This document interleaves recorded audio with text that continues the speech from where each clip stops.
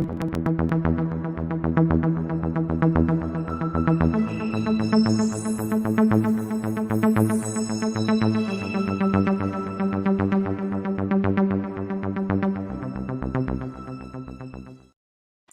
welcome to channel KT4, broadcasting live on Facebook and indeed on YouTube.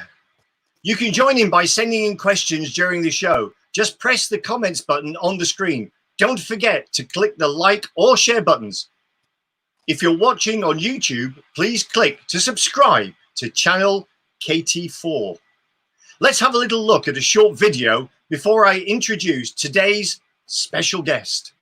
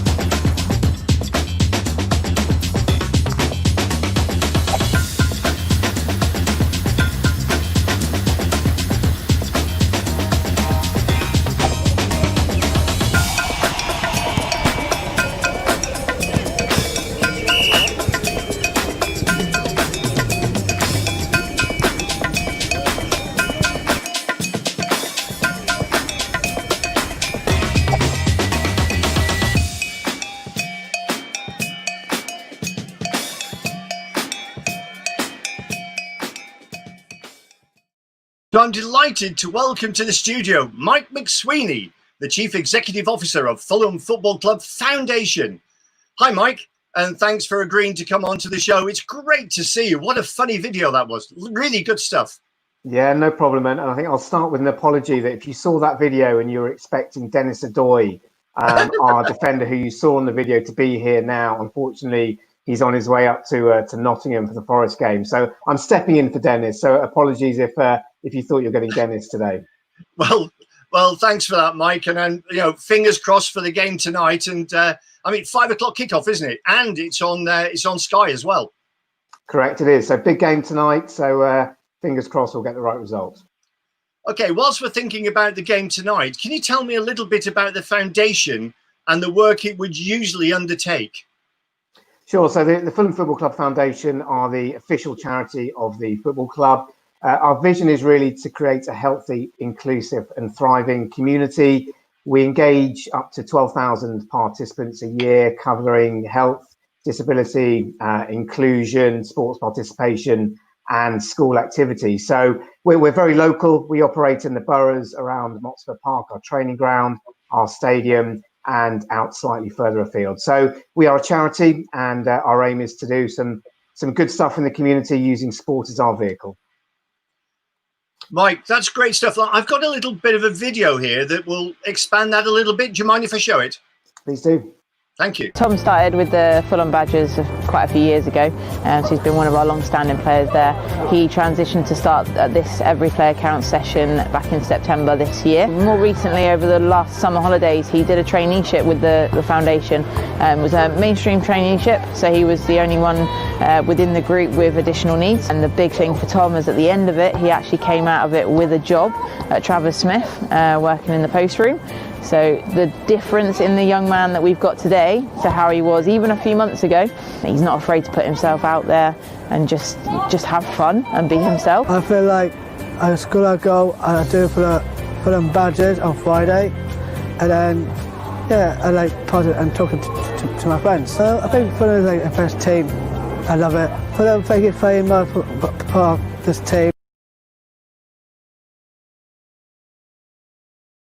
There we go. Great little video there. Now, how have things changed during lockdown, Mike? And can you give us a couple of examples of it? I can, and that's a really good clip to show actually that the foundation's activity is all about face-to-face engagement with participants, with individuals, aiming to get them inspired, getting them fit, getting them healthy, really working on their self-esteem, their confidence. So that's a really good clip to show you what we would usually do. Since lockdown happened, we can't do any face-to-face delivery, and lockdown for us really started on the 13th of March when the original Fulham-Brentford game got postponed, we had to repurpose our activity very quickly. And I'll just highlight a few things that we've been doing. We got into distributing food very quickly. So that game was postponed and we distributed all the food from the stadium. And since then, we've distributed over 3,000 meals and 2,500 separate food items to those that need it most. You'll see that the example of Tom there. Again, I mentioned the face-to-face delivery. We're now running online activity, and we've delivered up to or over 150 hours of online activity now. So we're delivering activity every single day of the week. And one of our big initiatives was actually an outcalling campaign at befriending services. And we've contacted over 1,400 deemed vulnerable adults who are both Fulham supporters and those in our community who needed a call. They might be isolated, they might be lonely, they might need some medical attention or food parcels, and we proactively called them to support them at this time. So for us at the foundation, it's been a really interesting time to absolutely repurpose what we do, but do it at a time when we can really support our community. That's great. It's amazing the tremendous work that you've been doing throughout this crazy time. I've got a picture here, which is about Badgers participants. Could you explain that for me a little bit, Mike? Yeah, so our Fulham Badgers, we were one of the first clubs to have a Down syndrome football team. And the Fulham Badgers would usually train on a Friday evening at Motspur Park. Clearly that can't happen at the moment, but we now run online sessions for the Badgers, and they actually now have matches against other teams. I actually joined a match they had against Crystal Palace last Friday evening, which they won. And that format is online. It involves quizzes, questions, and the picture you just showed was the Fulham Badgers actually putting a collage together to thank the NHS. So we're still running what activity we can in a slightly different format. Amazing work. Truly amazing work. Now, here's another picture, and I particularly like this. Whoever in your media team put it together, well done. And this is Boys Kicks, and it's a tribute to the NHS. Yeah, I'll explain Kicks. So Kicks is a Premier League funded program, and we would usually run Kicks sessions every single day of the week. Now, these are sessions that tend to happen on council estates or in areas of deprivation, and the idea is that we engage those young adults between the ages of 11 and 19 who are potentially on the fringes of going in the wrong direction. So one thing that we've been really keen to do is ensure that we engage those young people in very proactive means during this time. And again, this was a message that we put together with that group for the NHS. That's tremendous, Mike. Can I just say to everybody watching, if you've got any comments that you'd like to put onto the screen, any questions you have for Mike about the work that they're doing in the foundation, please just write a comment and interact with us. We'd love to hear from you. So, Mike, the foundation isn't just about supporting children. You also support adults in the community. What kind of events are available to adults through the foundation? So we have an adult health program that runs every single day of the week, actually, and that's twofold. We run specific walking football sessions, and we do 3 sessions a week. We were just starting our 4th session during lockdown, and unfortunately we had to stop that. So those sessions are really aimed at, physical exercise, social connectedness, and really giving people a sense of activity whilst having a community around them. So there is a physical element for any age, all the way through up to 80, 19-year-olds. 90-year-olds can take part. And then we run specific sporting memory sessions. So they're aimed at dementia support, getting the mind going, getting people again to support each other in a mental capacity as well as a physical capacity. So our adult health programs, as I say, are 6 days a week. And, we're looking to get those back up and running as soon as we can, though, to be honest, they're going to be probably longer to get back up and running given the vulnerable nature of that group. I mean, that's a whole lot of work going through, of course, all the mental illness problems that are out there at this particular moment in time. And I hear from talking to other people that there's quite a relationship between you and the county and borough councils as well. There's quite a relationship that happens behind the scenes. Yeah, that's right. I mean, we pride ourselves on being a local organisation, a local charity supporting our local community. And what comes with that is local partnerships. We work very closely with Kingston Council, We work closely with Hammersmith and Fulham Council. And what comes from that is a wider network of opportunity to support each other in different ways. Small example, but a really good one, back to our adult health programs. We've worked very closely with Age UK in Hammersmith and Fulham around our befriending calls. The South Fulham Primary Care Network have referred people onto us who have needed a phone call who fit that vulnerable category as well. So for us, without local partners and without understanding the real local needs, we don't know how we can help. So absolutely right. Local partnerships are absolutely vital for us. Yeah, that's really, really important. Now, if you'd like to contact the foundation, we'll put details on the bottom of the screen so that you've got all the details at hand, so you can, in fact, contact them. So, Mike, I hear Fulham season ticket holders have been very supported by donating ticket refunds. Can you tell us just a little bit more about this and how's it going? What kind of figures have we got? Yeah, certainly. And you know, you highlight the kind of difficult time we've got at the moment. And you know, we're the same as every other organisation and charity, that finances are exceptionally tough at the moment. And we would rely on 65% of our income comes from donations, fundraising, our own generated money. Now that's all stopped at the moment, so we go from that volume to nothing pretty quickly. Yet we still want to offer a great service to the community through what we do. So we put a campaign out to Fulham season ticket holders to give them the chance to donate their season ticket refund, given games are going to be behind closed doors, to the foundation, and including ticket purchasers and season ticket holders. £18,000 of refunds were donated to us. That's over 400 season tickets, making that season ticket holders making that conscious decision to give a donation to the foundation. And that's absolutely huge for us. It allows us to carry on the work we're doing at the moment. It allows us to support the community here and now. And it just means that we can really be proactive to supporting in the right way. So, you know, we thank them greatly. And I'd like to use this platform again to say thank you to that group. Yeah, I think it's quite amazing. If I could just expand just a little bit as a Fulham fan here, Mike, on this, is that you know, you put a shout out saying that Fulham Football Club were giving refunds to the games, of course, that are being played behind closed doors, the home games, and asked if people would give back a little bit, a donation towards that. And as you said, you know, over 400 people have done that so far, and I'm sure that those figures are going to continue to rise as we go through the weeks ahead. And I think it's great. You said 65% is coming in from donations and other means. Where's the other 35% coming from? Yeah, it's a good question. So we get funding to run specific programs. Our primary funder is the Premier League Charitable Fund. So how it works with the Premier League, there's obviously the broadcast deal that is negotiated, and that happens, and then money stems down from the broadcast deal all the way through to community. So, and actually, I think it's something that football needs to shout a bit more about. Over £100 million per year gets distributed from the Premier League to charitable foundations across football. So we get a very small percentage of that. But the bulk of our funding outside of that money we generate ourselves comes from the Premier League to run specific programs such as Kicks, which I just mentioned. So we will obviously at this time be looking at how we can secure more funding, and that funding might come from local authorities, from government.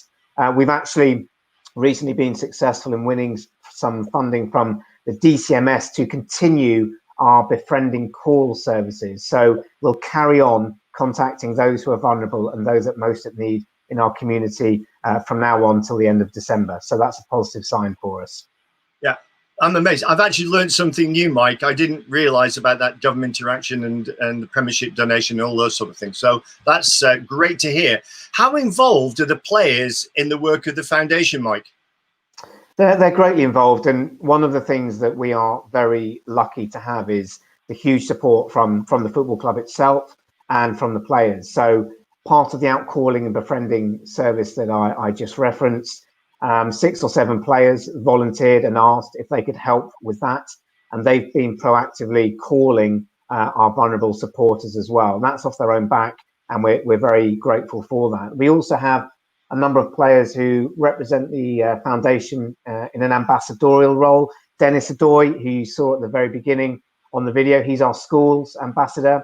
So he will support us in schools, face to face. He will be out meeting people, promoting the work that we do, and he will help us in that capacity. Tim Ream is our female and girls ambassador, and we want to get more girls playing football. We want to engage a female audience. We want to encourage young girls to see that they can have a future playing football as well. So Tim supports us greatly in that capacity. They donate shirts, they donate boots. So one thing, again, I'd say about footballers, they don't often get the praise that they need about the work that they're doing. Many of them support their own charities.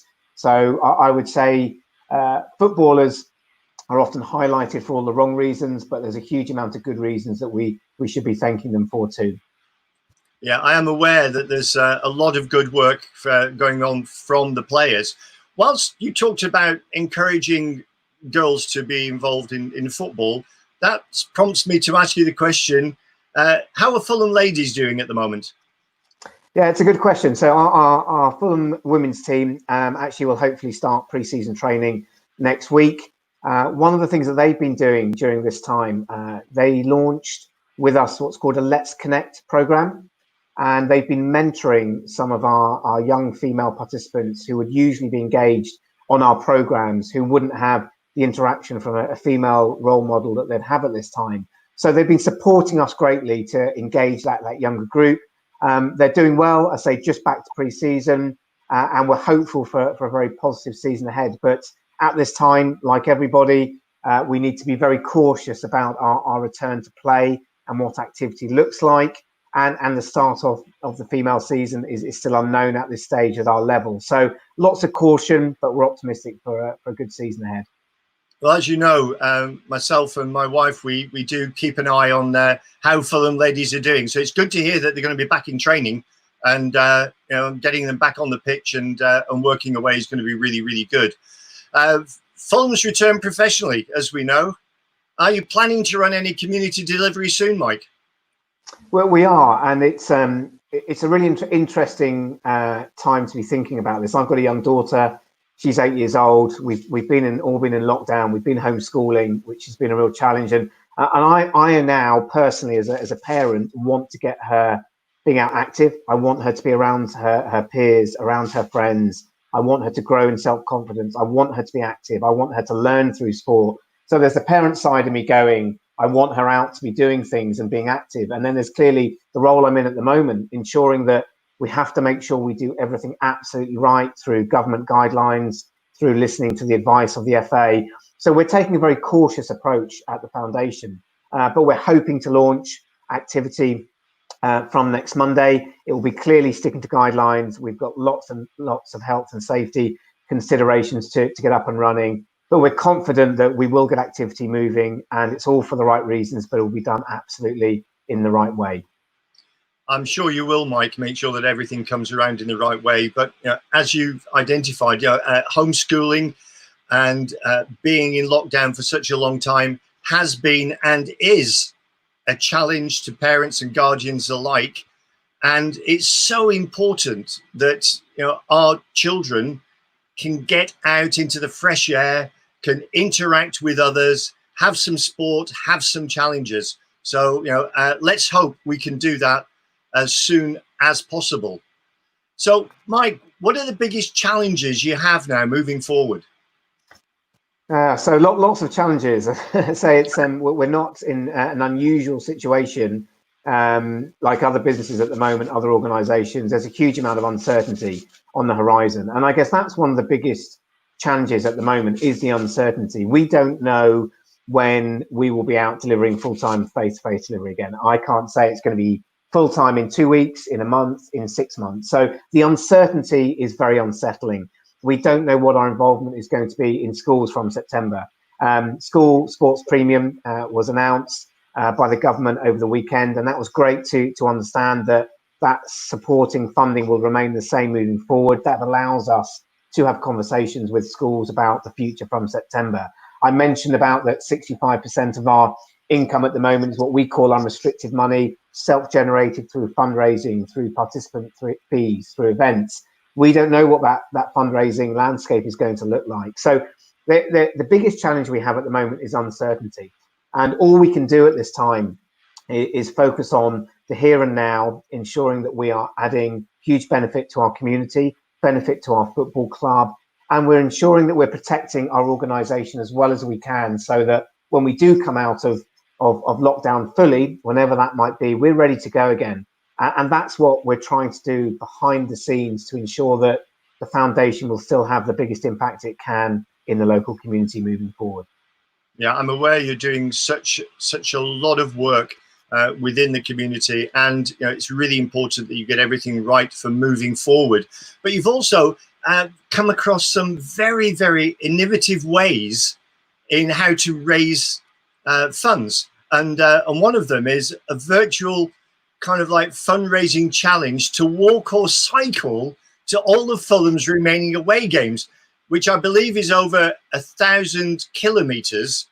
I don't know what that is in real money, in miles that is, but how's it going? I've got a picture here of, is it Andy, I think? So that's Steve J. Sorry. Yeah, Okay. Yeah, that's all right. So this was actually an idea that came up with the staff at the foundation. One of the fundraising events that we do each year is an away day cycle challenge, where people sign up, they fundraise, and they cycle to an away game. We've been up to Birmingham before. We've been to a number of places, and this year, coincidentally, it was due to be away in Nottingham. So the away day cycle challenge was a physical cycle all the way to Nottingham. Clearly, that can't happen. So the guys at the foundation said, well, why don't we set up a virtual away day cycle, and we encourage everyone to walk, run or cycle the entire distance to all our remaining games, which, as you rightly say, is over 1,000 kilometres. Now, one of the benefits of being in this new virtual world that we're in is that you can engage fans, supporters, participants from all across the world. So we have people in the US, fans in all over Germany, in Cologne, there's some across Europe, who have joined us to do this virtual away day cycle. And literally, they're fundraising to get support to complete the total mileage or kilometres by the end of the season. So that's how the idea came up with.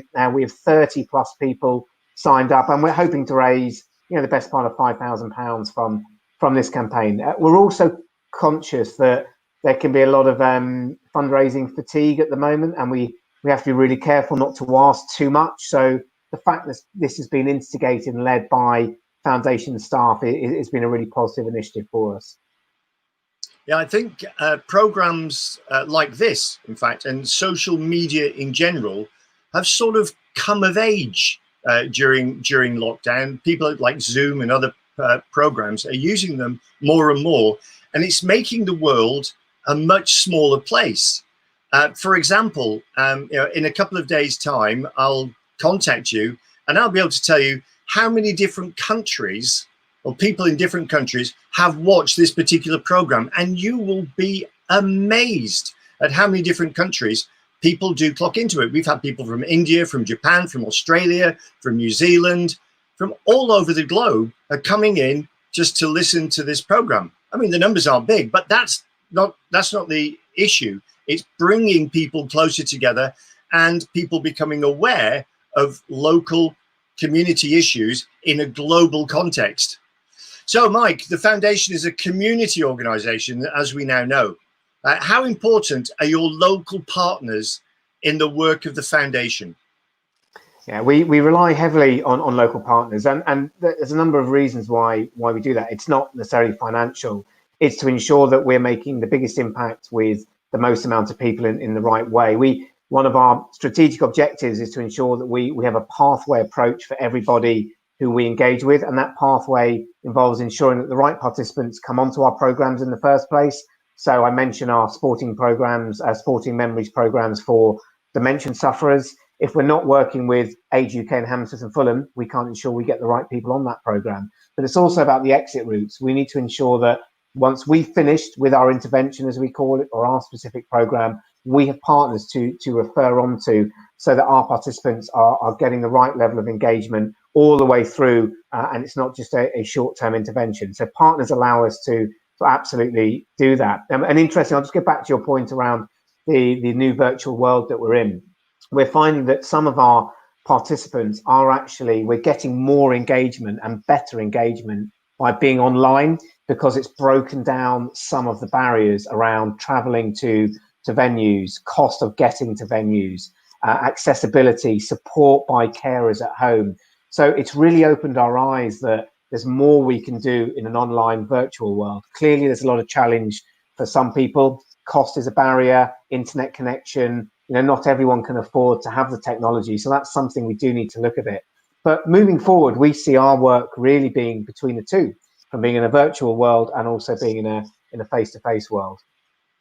I think, Mike, one of the interesting parts of this is when you're into the virtual world, it actually brings, the foundation, it brings that closer to the community. Well, I think we're finding that, but also from the supporters' perspective, it's bringing the players closer to them. I'm sure that the players engaging in the foundation's work on behalf of the foundation, they're actually getting closer to the people involved in the foundation and the wider Fulham family as well.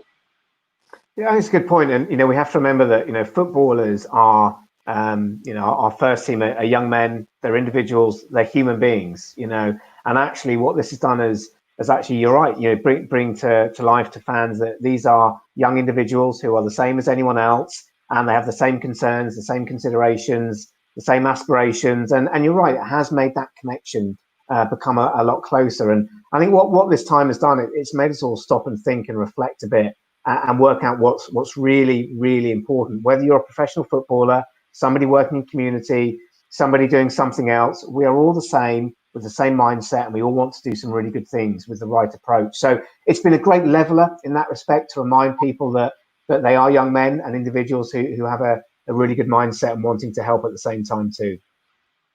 Right. Mike, we have a comment has come in, and remember what I was saying about this global connectivity through the virtual world. This has come in from a guy called Martin McKenzie. Greetings from South Carolina. Go Fulham. So there we are. We're talking to people in the United States of America at the moment. Well, very good. Yeah, sorry. And I was just saying, obviously, a big connection with the States. Lots of former US players, obviously, with our owner as well. So it's great that people are tuning in from across the water. It is. Look, Mike, it's been fascinating chatting with you, and thank you for coming into my virtual studio. We could have spent much more time discussing all the diverse and fabulous work the foundation undertakes. Ladies and gentlemen, please, a big thank you to the CEO of Fulham Football Club Foundation, Mike McSweeny. Come on, ye whites. Coming up on Channel KT4 next week, I have the pleasure of welcoming Ray Kennedy, archaeologist and project manager for the excavation at the Old Mill on Old Malden Lane, Worcester Park. Until then, stay alert and stay safe.